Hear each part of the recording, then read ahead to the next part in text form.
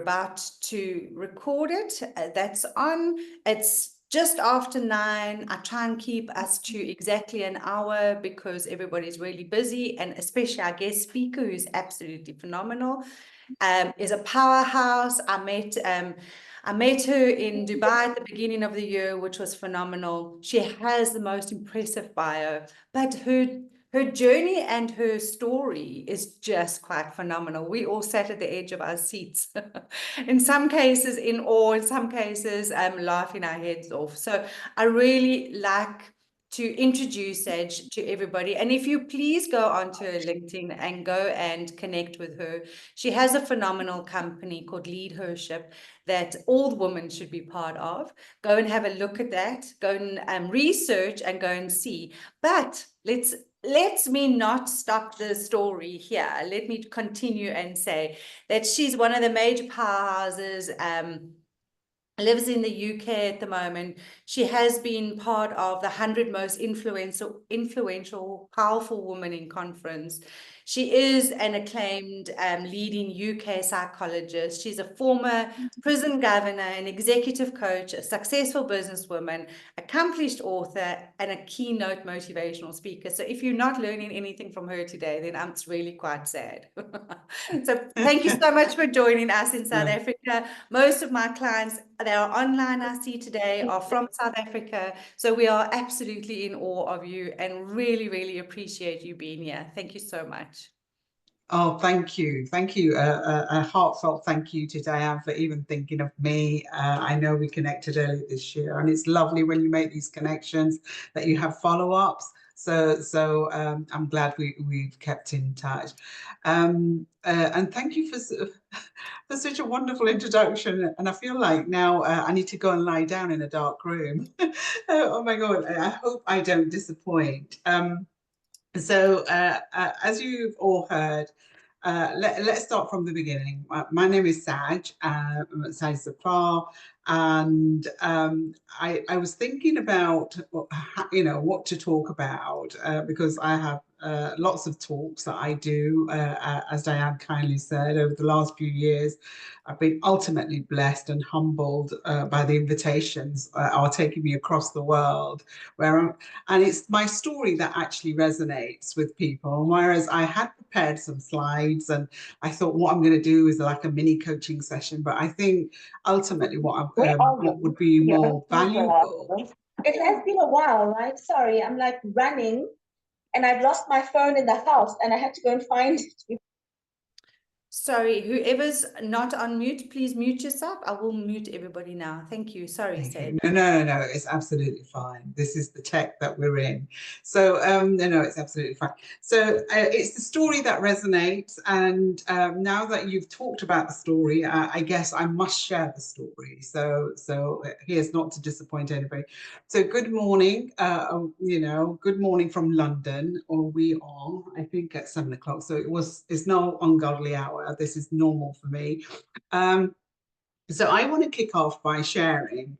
I'm guessing that the people on this call, we're all on a leadership journey. And for me, the reason why I share my journey is that I believe it's not your credentials or your qualifications that guide you or help you or inform your leadership journey. I do believe it's the experiences that we have. And as human beings, we are the product of our own experiences. And it's those experiences that help us to shape us, to help us to make those life choices. And we end up taking the paths that we do. So I want to share my own story. I'm a daughter of migrant parents. I'm going to take you immediately a couple of decades ago, the 70s. I was born to a very poor family, and I've just completed writing my own book, not for the purposes of this talk, but my birth story is very, very sad. in the sense that my mother was a young woman who was under considerable pressure to give birth to a little boy. And I know culturally this cuts across many across the world, and it's still prominent and prevalent in today's living. And so for 4 or 5 decades ago, when I was born, there was extreme pressure that my mother give birth to a little boy. Unfortunately, for her, I wasn't a boy. I turned out to be a little girl. And so if you can imagine, if your birth story starts off with disappointment, you can imagine how the rest of your life is going to evolve and become. My father was a labourer. He came to the UK and settled here shortly after my mother and I turned up. And out of all the places in the UK that my father could have gone to, his work sadly took him to a small mining town. And we were the first migrant Asian Muslim family to land there. My life was pretty uneventful until the age of 5. When I went to school. And, you know, I'm sure if I was to go around and ask everybody what your first day at school is, it's a very important day in any child's life. It's the day when you connect with the outside world. You go to this place, there's lots of children, there's adults, there's lots of play. And considering, you know, that's where your learning begins. To my shock and horror, that was the first day I was exposed to my own reality, how different I was. I didn't look like the other children. I didn't smell like the other children. And I didn't even speak like the other children because both my parents were uneducated, illiterate. They couldn't speak English, so they'd not made any attempts to teach me English or prepare me for schooling. So there I was on my day number 1, amidst this, you know, this space, you know, and I just felt like a little alien. And sadly, that's when things started to get, you know, from bad to worse. And what I mean by that is that to the sheer frustrations of the teachers, because I couldn't speak English, the other children, as we all know, children can be very, very cruel, especially trying to deal with difference. So, you know, soon I was being bullied.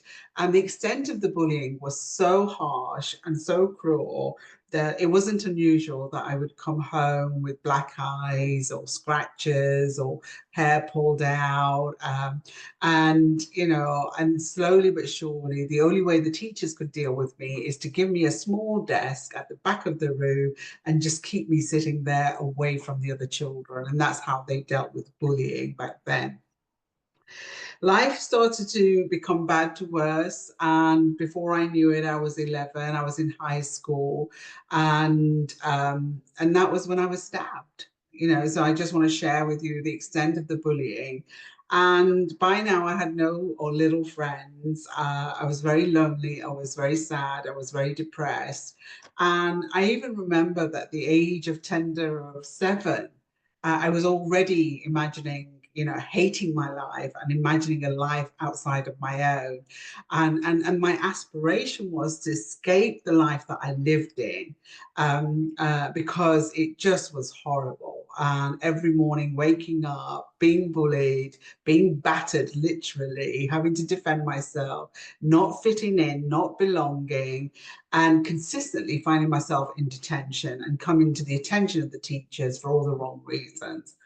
So by the time I was 11, I was stabbed. By the time I was 15, I had realized that the only expectation that was of me, because I was a female child, was an arranged marriage and to give birth and supposedly live happily ever after. Now, it was this narrative, this chapter, that really petrified me, because deep down, like most of us, I'm guessing in this room, I felt entitled. I felt entitled to having my freedom. I felt entitled to having a life of my own choosing. And it was a very simple fantasy, a fantasy of living in a house, driving a car, and having a job. But these things were not going to be possible without education. And the fact that I'd spent most of my schooling years in detention and fending off bullies of course, this was not going to be possible. And I also knew this immense pressure that culturally, my parents' expectation of me was soon as I hit puberty, that I would be married off and giving birth. So against these things, you know, there I was trying to keep it all together. And I think the straw that broke the camel's back was when I decided to go to one of my career advisors and begged and pleaded them to help me to pass my exams, because I knew that was the golden ticket. Even for my little tender years, I figured out if I can get educated, I can get some qualifications, then maybe I can escape the life I'm born into. And sadly, you know, he was a white man, and typically very pompous, very English. He looked at me and he said, Sad, you don't need to worry about exams. The only thing that you can expect is a marriage and giving birth. And we know that's how your story will unfold. So you don't need to do any of the things that you wish to do. And I think, you know, sadly, as a 15-year-old listening to that, I really felt my life was over. I felt that any hope that I had, it just been pulled away. So what I quickly, well, not quickly, I decided to end my life. And that's when I took a very heavy overdose. And before I knew it, I was being hospitalized, blue lighted into hospital, but having my stomach pumped out and wheeled in front of a nice, beautiful, blonde psychiatrist. And so I poured my heart out to this psychiatrist in the hope that, you know, she would become my rescue. But sadly, she chose not to. And she spoke to my parents and said, there's absolutely nothing wrong with her. She's having an identity crisis. And so this identity crisis then led my parents to make a decision that perhaps because of my struggles of not being able to fit in, what I really needed was the experience of teaching me how to be Pakistani, how to be Muslim, and how to be a female. So what do you think they did? They gave me a one-way ticket back to Kashmir.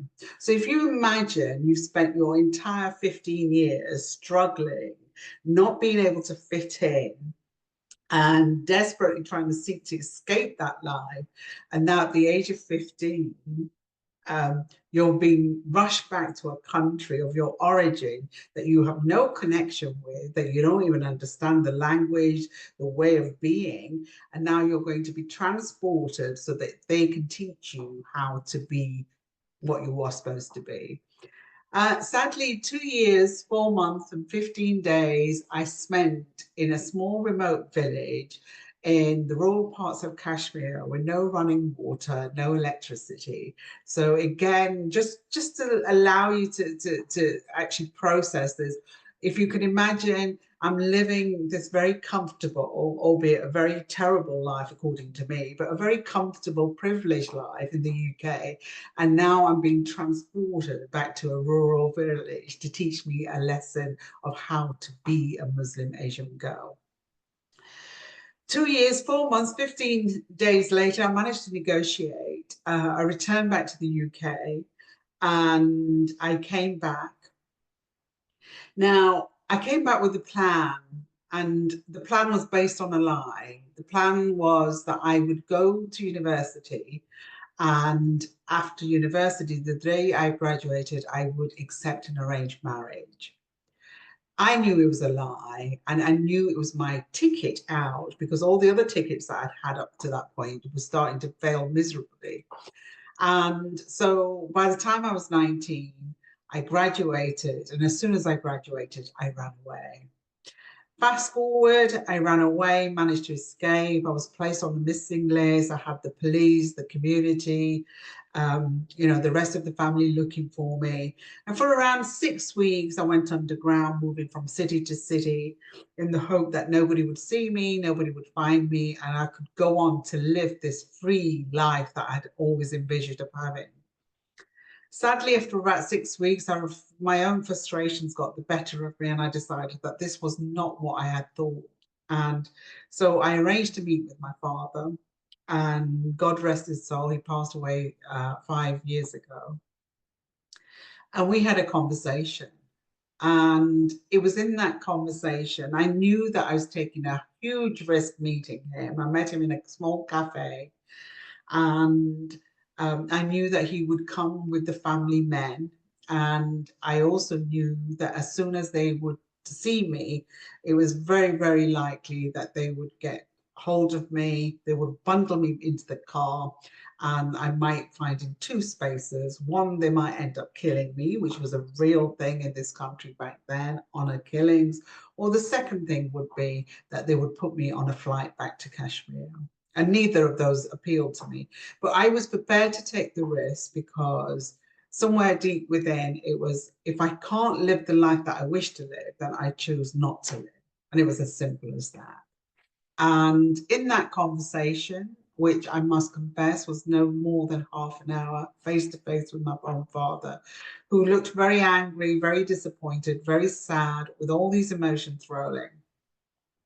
And he looked at me and he sort of said, "You brought so much shame to the family, Saj, you know, and the whole family, you know, is expecting me to deal with you. And you know what that dealing with you requires me to do." And I nodded because I knew he was in a very difficult position. And tears were rolling down my face, and I just looked at him and I said, "Dad, you know, I just need to be free." And he said, "You know, you can't be free. You know, girls are not allowed to be free. And this freedom, what does it look like? What is it that you're looking for?" And I said, "I just need the freedom to breathe.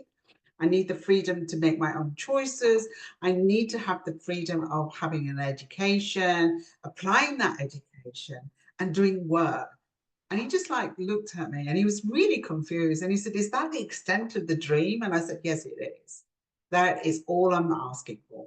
I just want those things." And he said something which I'll always take to my grave. And for a very humble, uneducated man, I understood the compliment that he paid me in that moment. And he looked at me and he says, "You're not my daughter. You're my son." And I think his own interpretation of that was, the only way to let her go is to see that I cannot treat her as a girl or as a daughter. And he gave me his blessings.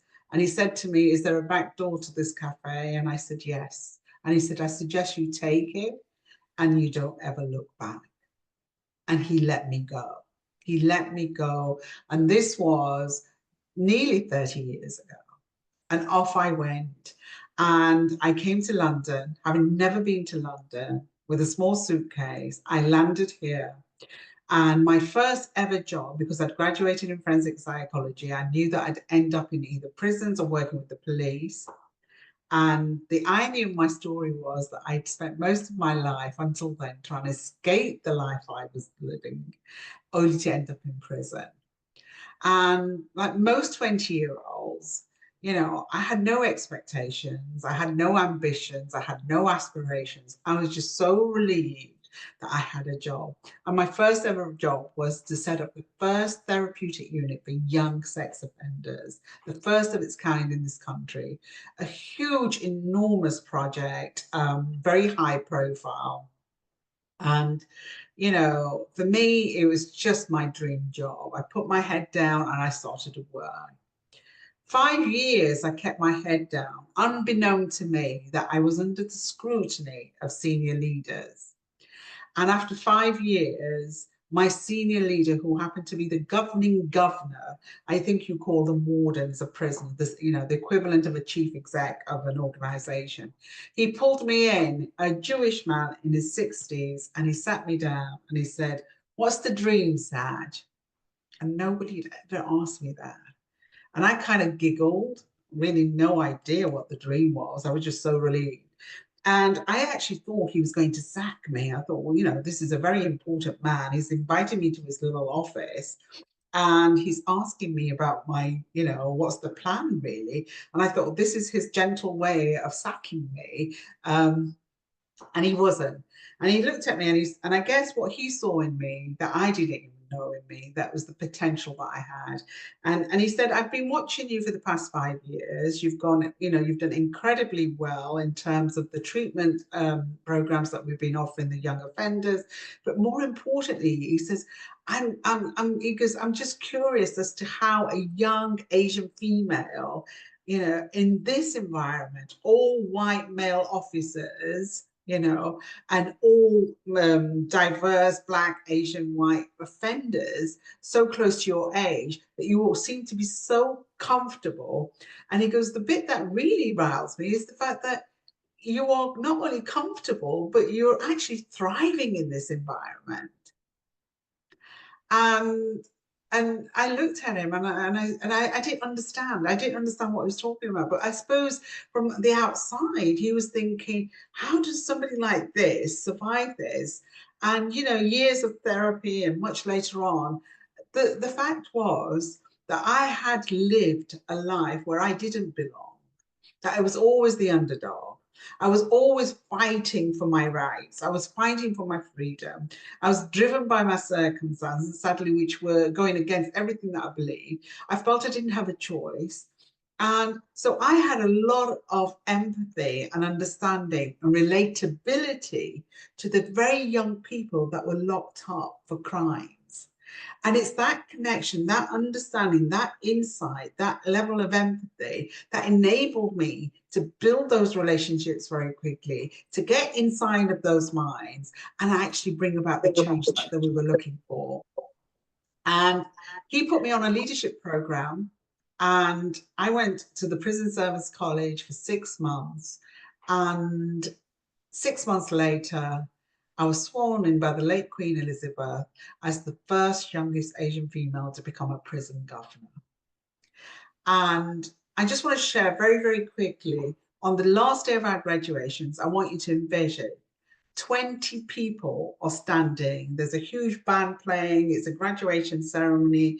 There's a lot of pompous fanfare around the whole event. 17 of those are men in their second careers. 2 of those are white women in their second careers. And then there's little me on the end. And the instructions we get, that you will get a brown envelope. You will open up your envelope and you will read out the prison that you've been allocated.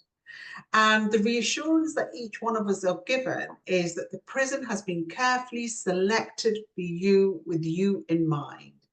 And what we've done, we've tried to keep it as a low category risk prison so that you can go into this prison, embed your learning, give you an opportunity to really, sort of evolve and become the prison governor that we've trained you to be. Everybody opened their envelope, and everybody, I can see the smiles, the sighs of relief, that yes, this is a good allocation. And then they get to my point. And as I open the envelope and I pull out my card, the name I read on that envelope, I kind of look around and I think this is a candid camera because I'm young and I'm quite known for, for people to pull pranks on me.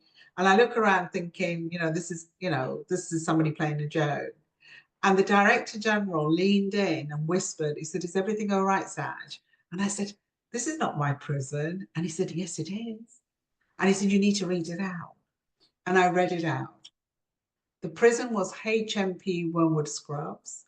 And those of you that wouldn't know and, no need to know, Wormwood Scrubs is one of the most notorious, most difficult, high-risk prisons in the UK. And that's what I was allocated to. I turned up. It took me best part of 30 minutes trying to convince the guard to let me inside the prison, the very prison that I was going to run. There was a huge fanfare, huge celebrations, and I was interviewed. And somebody said to me, "Oh, what's the challenges of being a prison governor?" I said, "Young, Asian, Muslim, and a female." I was now in an environment as the equivalent CEO of a prison where everybody is different to me. They look different to me. They smell different to me. They talk different to me. Their values are different to me. And of course, they look at me and they've never seen anybody like me. And now they're being expected to be led by somebody like me. That was the challenge.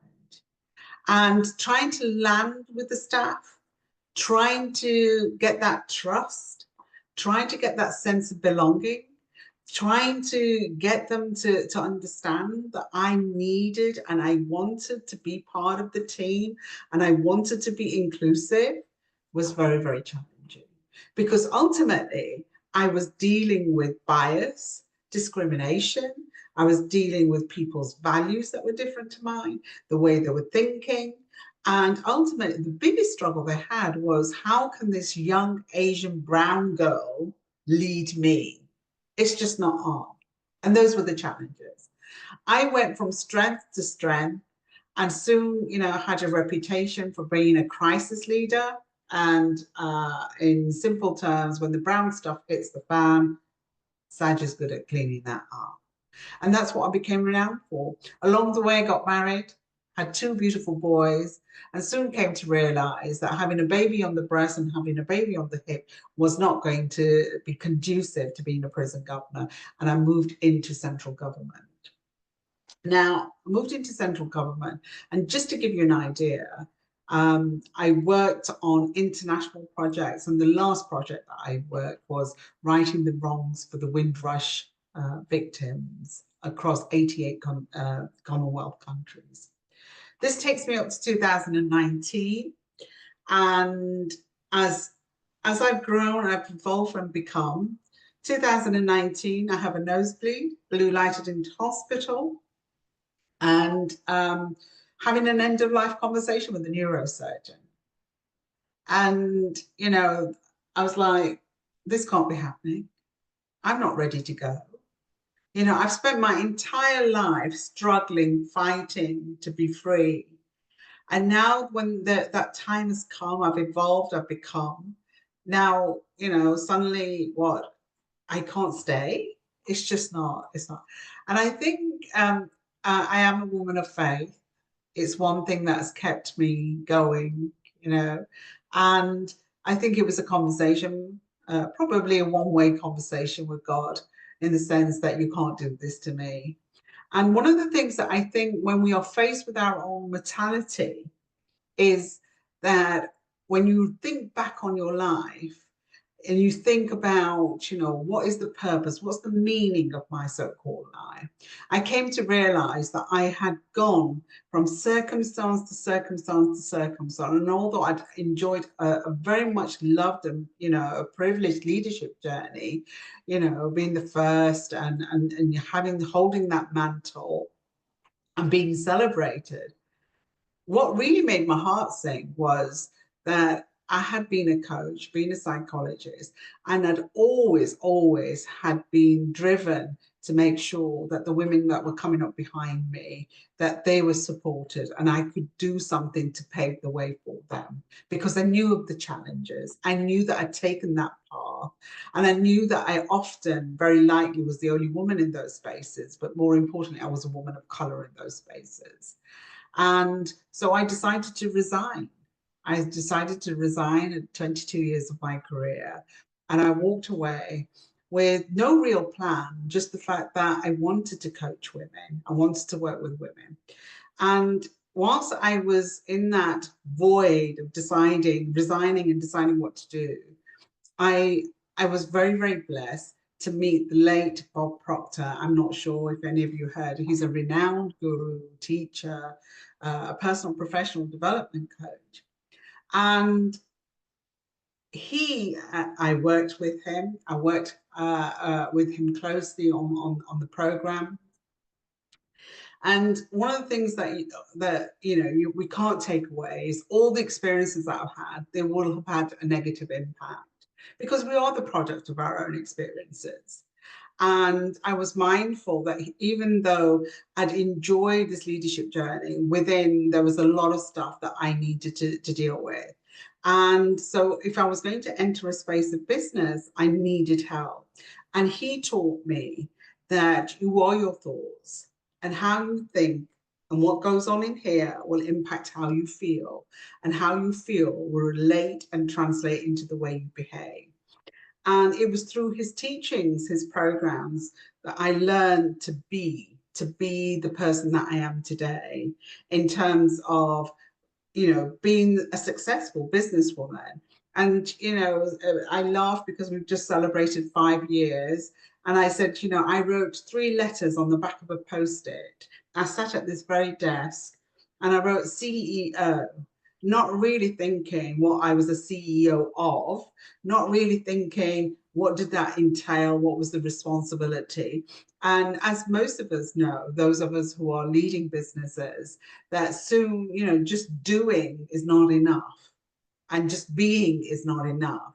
And there's an art of doing and being and bringing all of that together to really run a successful business. And I'm guessing I found a problem, because most women that come into business, they are driven by their passion. They're motivated by wanting to provide a solution to something. And my solution for something was very, very simple. I wanted to help women to really to step into leadership. And I came fast to realize that, sadly, the biggest difference between men and women is the fact that our mindsets are programmed very, very differently. And also, we also have the external societal expectations that we are not just women that show up. We are mothers, we are sisters, we are daughters, and all of those things that come into play. And no matter what dreams or aspirations or ambitions we have, that sometimes, somewhere along the way, we end up compromising and sacrificing. And before we know it, life passes us by. And for me, it was really about that, you know, can women have it all? Perhaps not, but they can at least try. So with that premise, I wanted to create a platform. I wanted to be able to help women. And I guess I am, you know, somebody asked me recently in an interview, you know, what's your USP? And I said, lived experience. The fact that I have been that woman, the woman of struggle. I have been that woman that never belonged. I have been that woman that things never came easy. I have been that woman that's not the smartest, the most intelligent, the most educated. And despite of all of the stuff that's happened to me, that I can hold my space, I can hold to be, and actually keep moving forward. And for me, every day I show up knowing that I am doing something that really resonates here, that really connects here. And, you know, more recently, we decided to go back to the drawing board, and we looked at what is our mission at the Leadership Academy. And we said it was something very simple. And it was like to impact 1 million women across the globe. And we've been doing that. And, you know, it's absolutely amazing, because once your intentions are right, once you set out those intentions and you just keep focus on what it is that you want to do, and as long as you've got fire in your belly and as long as you've got passion, then, you know, somehow the universe will always, and this is something that I've experienced firsthand in my, you know, in my life, that the universe will align you to where you need to be. So that brings me to where I am. Thank you so much for listening to my story. You know, I'm mindful of the time. I really did, you know, wanted to share the story to help, to inspire, to connect with you all, I guess the message is very simple. You know, you're not defined by where you were born or how you were born or who you were born to. You're not defined by your circumstances. At the end of the day, especially when as adults, we have choices, but it's this that will impact or influence the way we make those choices. And, you know, I talk about inner glass ceilings, because it's never the obstacles in front of us that actually hold us back. It's how we think about those obstacles that tend to hold us back. Absolutely phenomenal. Thank you so much. Thank you. One of the stories that you shared with us in Dubai that I'll never ever forget is when you were governor of the prison, and you somebody was tempting to hang themselves, I think it was. Yes. Yeah. Went running in and grabbed them, and then was told later, don't ever do that again. That was quite phenomenal. Yes. So whilst I was a prison governor, I call it the dark side. That story is one of the leadership lessons that I learned. And each one of us are unique in our own values. And it's the values, the moral compass that drives you and that serves you when you are leading. And what Diane's talking about is one evening whilst I was in the jail was that sadly the alarm bell went. And as a governing governor, you're not allowed to turn up at the scene. You're supposed to go open up the gold command, take hold of the situation, get the staff to deal with the situation, whatever the incident is. And I don't know why or how or whatever was in that moment. I heard the alarm bell and something triggered in my head, and I found myself running to the scene, which went against the training and everything that I'm taught. And when I got there, I realized I saw an officer. And there was no other officers. I went upstairs to the second landing and I saw the lights were flashing in that cell where he pressed the alarm bell. So I knew that's where the incident was. And as I walked in, the scene that I saw was a young officer, and he was holding up a prisoner by the legs. And this prisoner had a noose around his neck. Obviously, he'd attempted suicide, which was a regular feature of the prison. So this was no surprise. And as he was holding him up, I saw that the prisoner was losing colour and he was frothing in them. And I also saw that the young officer that was holding him up, he also was not able to hold him. And in that moment of panic frenzy, quickly deciding that, something needs to be done and he's not going to be able to hold him up. And if he doesn't able to hold him up, that we're going to have a death on our hands. I quickly went downstairs and realized that everything was closed. I couldn't find the keys. Eventually found the keys to the kitchen. And I went into the kitchen and we had a suite of knives that are locked up, of course, for all the right reasons. I unlocked the cupboard, I took a knife, locked the cupboard, went rushing back up, jumped onto the bed and cut the sheet. And by then the staff had arrived. And the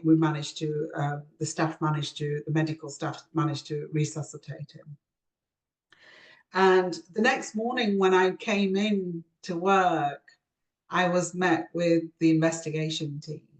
And that was quite normal because people need to investigate, find out what, protocols were followed and, what was the learning, everything.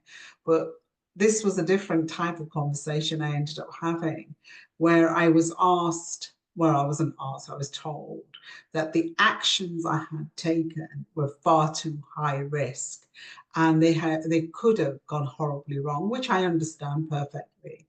And for that, I was placed on investigation. And the battle I had in my head, even to this day, is, would I have done things differently? And I keep coming back to the same decision. And the answer is no, I would have not done anything differently. Because in my head was saving that person's life in that moment was the correct thing to do. Hindsight's a wonderful thing. And yes, there are protocols to be followed. And yes, it could have gone horribly wrong. And it goes back to instinctively knowing what is right. You think with that, you feel with that, but right at the pit of your stomach is your third brain. And that third brain instinctively lets you know that feeling that you get, that what you're about to do, if it's right or wrong. And for me, saving that young boy's or that young man's life was the most paramount thing.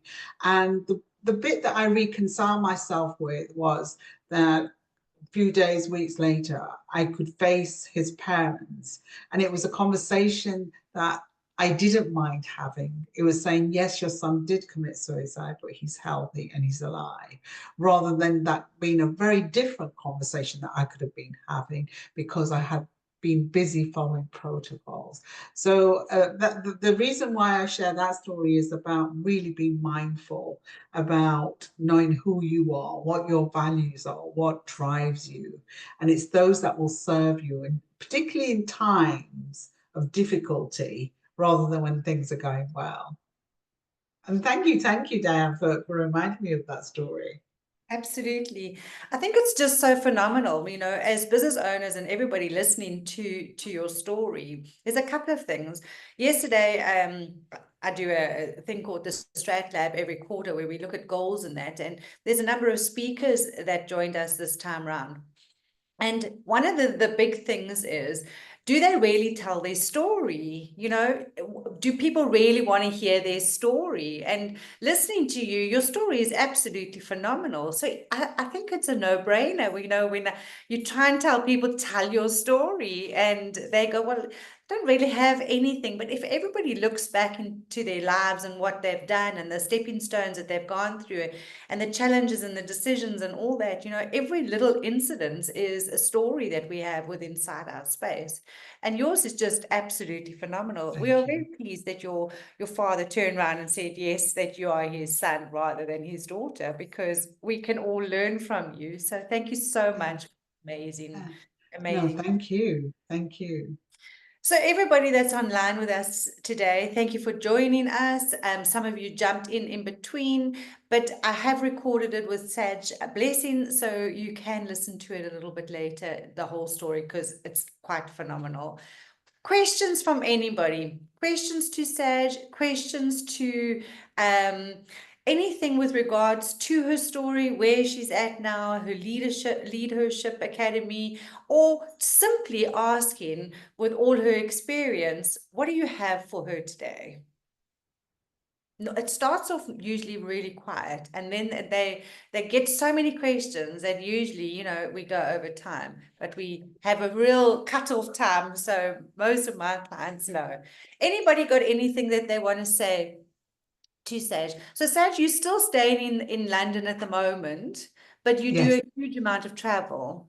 Is that right? Yes, yeah, I mean, last week I was connected to young aspirational females in Pakistan. It was just, it's just phenomenal. And um, I never used to believe in the stuff of the woo-woo stuff, as I call it, the manifestations, the universe. You know, for me, I guess I'm very much black and white, very little gray in my life, given the life that I've led. But I've now come to, over the last few years, I'm in a different space. And, through the work that the inner work, as I call it, I've done with myself. And, faith has been a huge driver, but more importantly, the belief, the belief that anything is possible if you actually set out your intentions, you really have that clarity about what your purpose is. And, the other day I got challenged, whilst people are thinking, I'll just talk, I can talk till and I got challenged in the group, and somebody sort of said, "Oh, Saj, I, I really struggling finding, what's my life purpose?" And I said, "What's the struggle?" And she said, "Oh, what is my spot? I'm supposed to be thinking about my life purpose, and I just don't know." And I said, "It's very simple because." And she said, what do you mean it's simple? And I said, maybe you need to reframe how you think about it. Instead of saying, what's my life purpose? What you need to say is what gives my life meaning. That's interesting. And she was like, and I think, as human beings, and again, no disrespect to the gentleman in the room, but as women, we do tend to overthink, overcomplicate things. And sometimes we take ourselves, we spiral. I love using that word. I do it. We spiral very, very quickly into spaces that we don't need to be. And so we have to always, rein ourselves back and think, what is it that I'm asking? Because when we know, when we are in search of those answers, all that does is it increases our overwhelm, it increases our anxiety, and those things can paralyze you. And so especially in the biz, somebody said to me 5 years ago, I got myself a business coach, as you would do, because I felt I had this notion, I had this idea about what it means to be a CEO of a successful business. And he did an audit, and in that audit he said to me, "You're not running a business, you're running a passion project." And I said, "So be it." And it goes back to the, about knowing your values. And I said, "So be it," because that's what my driver is. right?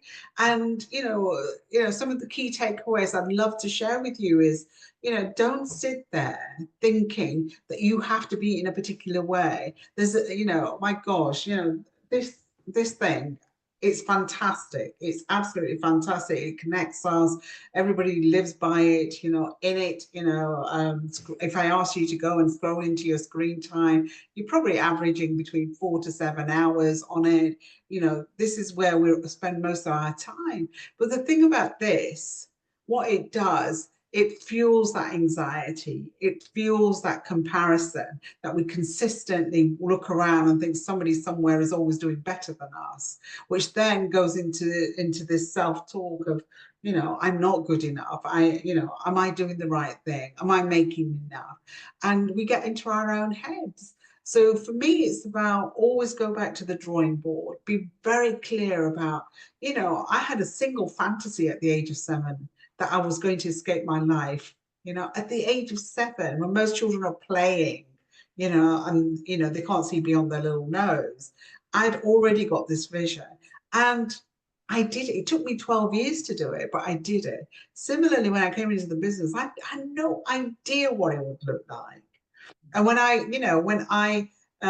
this will make you smile. You always have somebody somewhere trying to trip you up or, get into your head. And I was interviewed a couple of weeks ago, and they said, "Oh, I've been on your website, and it says you are going to impact 1 million women." And they said, "Oh, that's quite big. That's quite ambitious." This was a very haughty-taughty journalist. And they said, how are you going to do that? To which I just looked at him and said, one woman at a time. Absolutely. I mean, it's just quite crazy how people do get into our heads, and we have to keep justifying what we want to do and how we want to do it.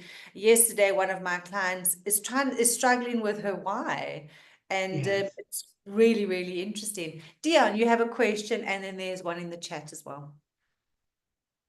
I don't actually have a question. I've got a comment, and I build houses, so I work with a lot of different people, different races, different genders, and personally, I just cannot fathom that being a woman could put you in danger with your own family. Yeah. It's a foreign concept to me. I mean, when somebody comes to my office, they are treated equally as much as I can. And I cannot fathom that I have to speak to the man, but I know the woman's actually the boss. She's in charge there. Just it's and I have to congratulate you, and I have to say, absolutely well done. It's very inspiring. Thank you. Thank you. Thanks, Dion. Yes. And it still happens today. It still happens today. I mean, when I was working in the prison service, it was understandable. If I walked into the room, they'd be looking around to sort of saying, where's, I've come to see the governor. And it used to, I used to get a little sidekick from it. They used to say, I am the governor. And they were like, oh, okay. That's amazing. Yeah. In the chat, New has given your experience and in the environment you worked in, how did you find healthy boundaries to carry the weight of the hardship of life? Any tools or advice as we dance on the edge of personal and business? Right. Boundaries so important. For me, I have a personal space and I have a professional space. And I guess added within that, coming from a very dysfunctional background, lots of therapy, lots of counseling, lots of coaching along the way. I have, obviously trust issues are very paramount for me. But one of the things that I learned to master very, very quickly, because I was a child on mute. And what I mean by that, little girls were invisible. We were taught from a very young age, you don't speak, you don't, come in front of people, you blend in. And what that does, it heightens your emotional intelligence. And, instinctively, you are exposed, you get you get used to being in spaces where nobody can see you or feel you or, know that you're there, basically. And for me, when you, all your life, when you've been desperately trying to belong, because the innate connections that we have as human beings, that's what separates us from the animal kingdom and the plant kingdom, is the human race. We have this innate desire to connect and to belong. And I think where boundaries, get fused is people sometimes, because of their own desire to be liked, that desire, I want to belong, I want to, so what we try to do, we fit in, we try to blend in very, very quickly. But for me, it was easy in the prison because I've always been used to occupying a space on the periphery. I've never been inside. I never had friends. I never had that sort of sense of belonging. And what that allowed me to do was it allowed me to establish my boundaries, but the enough intelligence or emotional intelligence to be able to read people. So because, I was invisible most of the time, I was able to read people. I knew what they were thinking, what they were feeling. And it's those, being able to intercept and to use that to quickly connect with people, to build those connections, to build those relationships, and, really having empathy. When you've been at the brunt of hardship, one thing that and this is what, it saddens me to say this, the reason why I fitted in a prison environment because of the relatability. I could relate. I knew what it was like for these young people who didn't have love, who had one single parent, they had neglect, they had abuse, there was violence in the family.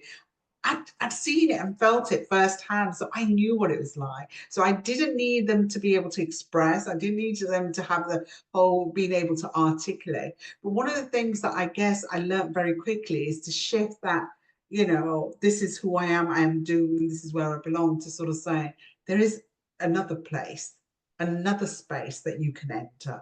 And that was like, well, no. And then, this is where the story comes in. If I can, you can. Absolutely. That's quite amazing. We are almost running out of time, but Fumelo, I saw your hand was up. So I'll try to make this quick. Thank you, Diane. Hi, Saj. Hi. So I've always been, in a sense, I got strength from your story because I found that I've always found my identity outside of my family. And with my family, I identify as someone else, more responsible and, responsible for certain roles that have been given to me. And yeah, that's led to a stage in my life where I've done very well accidentally in business, in my family business. But that isn't how I identify as what I want to do and what I believe in. And that's caused a bit of dissonance for me. So I suppose I just wanted to say I think I took strength in that conversation you had with your father, because it's a conversation that I'm sort of struggling to have with my father. And thank you very much for sharing. No, thank you. And my only words of wisdom to you is that it's your fear. It's the fear that holds you back. It's not the fact that you're not able to have that conversation.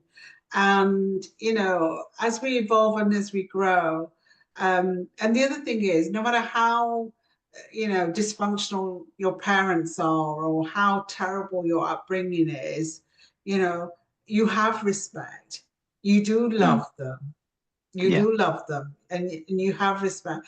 And so what you have to understand is what you're dealing with is you're in two different spaces, right? And how do you actually bring your father along? And how do you make them understand? And one of the things that you have to give them is the truth. And yes, truth can hurt. It can destroy whatever they have, and it will come out as two reactions: one of acceptance, which is a risk, it may not happen, or the second one, which is mostly obvious, is rejection. Yeah. And I was very, very blessed. I was blessed that after 20 years, my father was able to look at me. And I think, you know, with my running and not running, just being a mess. And through that vulnerability, I think what he saw, and he saw strength. And he realized in that moment he couldn't hold me down. And in his way of reconciling that was not to say, I bless you, you're my baby girl or anything, none of that mushy stuff. He just looked at me and he said, you're my son. And I think that allowed him to give me permission to let me go. Yeah. Yeah, absolutely. That's phenomenal. Thank you for sharing that. Thanks for Mela for that.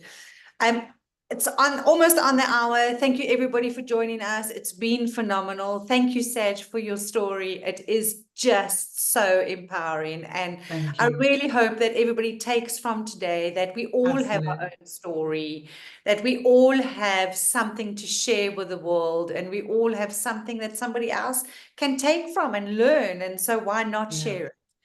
Huge thank you, and we'll see you next month, the first Thursday for an hour with our next guest speaker. Saj, be blessed and be fabulous, and hopefully we can connect when we're in London. And looking forward to seeing you again soon. Thank you. Thank you so much. Thank you for having me. Thank you so much. There's amazing comments in the chat, just how phenomenal they think you are. So I'm really pleased. Thanks, Saj. Thank you. Oh, well, bye.